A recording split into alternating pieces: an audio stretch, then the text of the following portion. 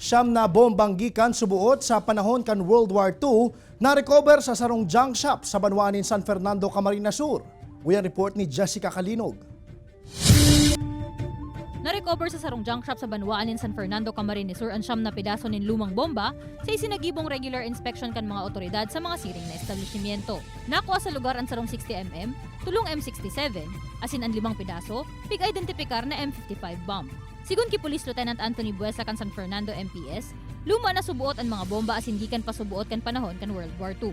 Alagad kan rekisahon, napag-araman na ang duwa sa mga ini, bilog pa asin may posibilidad pa subuot na magsabog.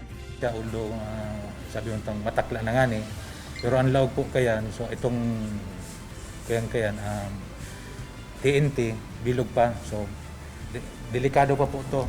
Katakod kay ni, tulos man subuot na nagsagibon in safety measures ang kaibanan nindang personahe kan Camarines Sur Provincial Explosive Ordnance Disposal and K9 Unit, kung sa inpiglaag sa bambag ang nasambitan ng duwang bomba bago ibiyahe pa siring sa saindang opisina para sa maninigong aksyon. Ang paglibot asin pagsagibon in inspeksyon sa mga junk shop, regular subuot na pigkukondusir kan pinagsarong puwersa kan San Fernando MPS asin Camarines Sur EOD, como parte kan sa indang information drive. Kang kaibanan po ang EOD, tig-explicar sa inda kung ano ang mga nakukuha ninda mga baka na basta-basta ninda pag kuanon.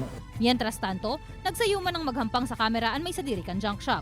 Alagad base sa impormasyon, may nagpurbar subuot na magpabakal kan mga bomba sa junk shop, alagad ay subuot ninda inipig ako, huli tabig papangalad ang siring na bakal. Alagad pigwalat subuot kan nagpapabakal ang mga ini sa gilid kan nasambitan ng junk shop, kaya tulos ining ipig apod kan may sadiri sa mga otoridad. Kaibanan si Jovel Obiso, Jessica Kalinog, Balitang Bicolandia.